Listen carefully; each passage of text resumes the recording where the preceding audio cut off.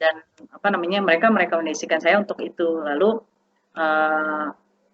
jadi karena saya juga belum pernah apa namanya, melakukan transaksi untuk pembuatan HP, jadi saya mengikuti alur dari student support saya. Tapi jika nanti ke depannya mau ada perubahan atau mau ada putus kontrak dan sebagainya, itu bisa dilakukan sebenarnya.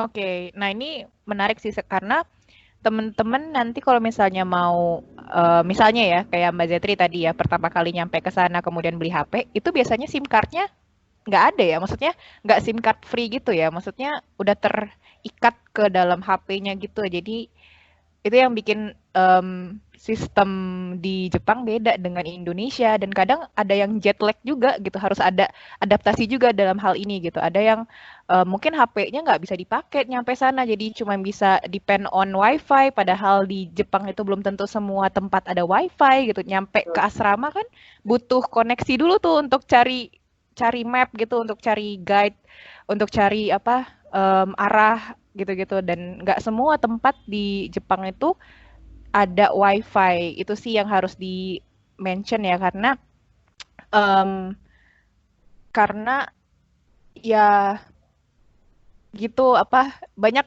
teman-teman yang cerita sih kayak nanya juga sih ke Audina, Mbak gimana pertama kali nyampe ke Jepang itu better punya international roaming dulu apa enggak gitu, ataukah nanti bisa beli SIM card di airport. Ada yang nanya kayak gitu loh Mbak, jujur. Dan saya menyarankan udah pakai international roaming aja yang bisa bertahan seminggu ke depan. Karena em, beli beli SIM card di airport juga itu harganya kayak 3.000 yen atau mana, Oh, mahal atau banget ya, Din, ya? sekilas iya iya ya setara dengan 300.000 yang mana itu sebenarnya bisa kayak kayak beli beli SIM card untuk sebulan ke depan gitu. Tapi ini tuh konteksnya hanya travel card gitu. Travel card tuh yang gigabyte-nya cuman di bawah berapa ya? Cuman 2 giga kalau nggak salah. Itu juga ya Allah itu tuh kayak darurat banget gitu, Mbak. Nah, makanya juga ini bisa jadi strategi buat teman-teman yang baru nyampe ke Jepang. Pastikan punya international roaming dulu untuk untuk memulai hidup yang baru gitu lah ya. Sampai akhirnya nyampe ke dorm aja dulu. Pokoknya di dorm tuh ada wifi. Pasti di dorm tuh ada wifi. Atau tadi ketemu sama support student. Tapi Student, kalau ya.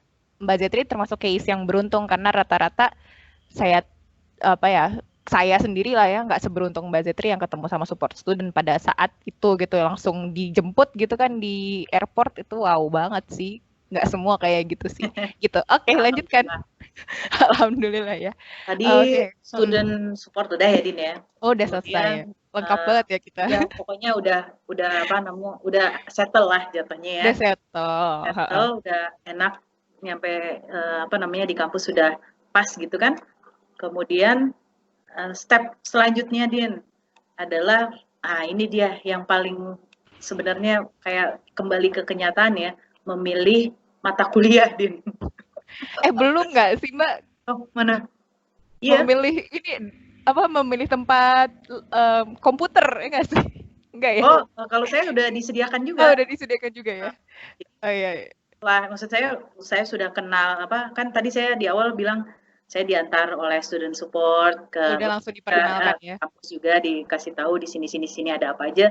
Kemudian itu setelah udah settle, udah duduk di meja sendiri, Oh, udah. tantangan berikutnya adalah memilih mata kuliah karena apa namanya, di agriculture itu ada kelas khusus berbahasa Inggris. Jadi saya apa namanya, mengetahui kelas-kelas apa saja yang berbahasa Inggris dari apa namanya, student affair atau International TU-nya ya, untuk TU. Public Affair. Ya, betul.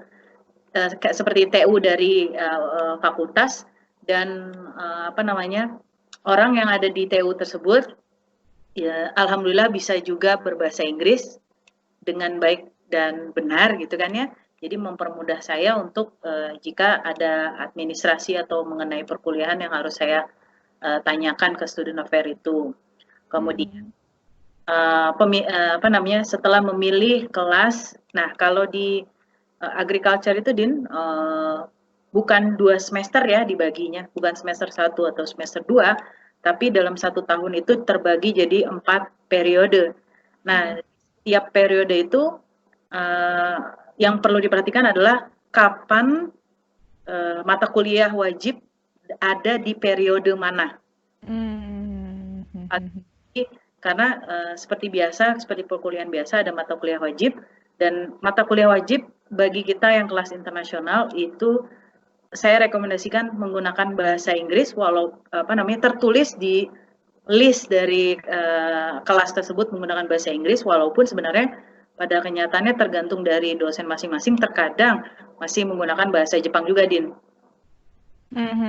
Ini semua informasinya ada di LMS kan ya, Mbak ya? Ya, di website student gitu. Jadi nanti kalau sudah resmi menjadi mahasiswa Hokkaido University, kita akan dikasih akses, dikasih username sama password untuk mengakses Wi-Fi kampus dan juga untuk mengakses website tadi LMS namanya. Dan di situ ada informasi lengkap tentang deskripsi mata kuliahnya, kemudian apakah mata kuliahnya di conducted pasti dicampur-campur dilaksanakan dalam bahasa Inggris atau bahasa Jepang gitu. Jadi semua informasinya secara online ya, Mbak. Silahkan. Terus. Kalau sedikit tambahan, Din. Tadi kalau di agriculture untuk master itu dia ada kayak mailing list namanya Agrimate ya. Jadi di mailing list itu nanti diberitahu kapan kuliah apa, mulainya, di mana kelasnya dan sebagainya. Itu biasanya lebih update di mailing list itu. Dan jangan lupa untuk meminta persetujuan dosen pembimbing dulu sebelum mengambil kelas. Nah, itu paling krusial kalau menurut saya. Oke, nggak bisa tiba-tiba cuman sit in, dosen saya mau ikutan nih gitu kan, nggak bisa ya kayak gitu, harus via email in advance dulu ya Mbak, jadi sebelum dari. Ini Din, kalau saya pembimbingnya di ruangannya sebelah, jadi saya samperin. Langsung face to face gitu. Face to face, terus saya minta tanda tangan beliau. Jadi setelah saya kalau saya tuh masih manual ya waktu saya master. Itu manual saya ngisi, terus nanti biar dari student affair-nya yang masukkan ke dalam sistem. Tapi Mbak ada perizinan sama dosennya nggak sih untuk masuk? Kalau saya sudah tanda tangan dari pembimbing saya, sudah, itu udah termasuk. Soalnya saya tuh, nanti deh cerita ya, saya tuh termasuk yang email satu-satu, sensei saya boleh nggak untuk masuk ke kelas ini, terus itu ketika diiyain, baru habis itu dimasukkan ke dalam list kredit yang mau diambil gitu loh. Jadi ada approach-nya dulu awalnya, itu yang agak bikin takes time dan agak bikin kita tuh harus mantengin LMS tuh benar-benar detail dari fakultas lain juga gitu-gitu sih. Tapi mungkin ini case-nya beda di agriculture ya. Oke. Nah, terus ini kayaknya ya nggak berasa banget nih karena kita kan tadi udah banyak cerita tentang yang biasanya belum diungkapkan sama orang-orang sih, tentang hal-hal persiapan yang benar-benar spesifik tentang apa yang harus dipersiapkan sebelum dan sesudah keberangkatan, sebelum sampai ke Jepang dan sesudah nyampai di Jepang gitu.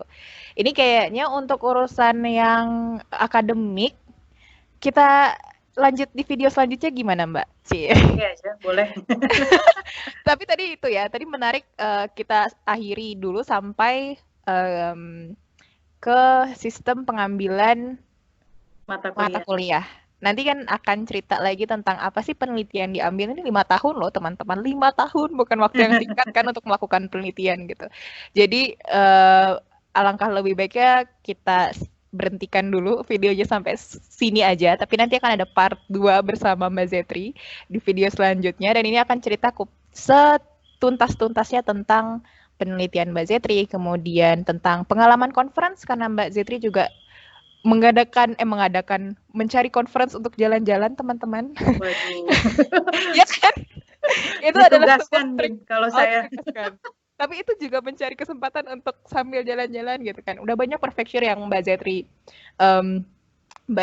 jelajahi gitu kan. Itu bisa lebih nanti diceritakan lebih lanjut di video selanjutnya gitu.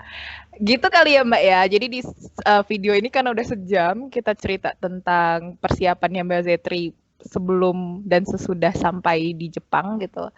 Untuk yang berbau-bau hal akademis. Din, sedikit. Oh ya, silakan. Ada closing statement mungkin sebelum.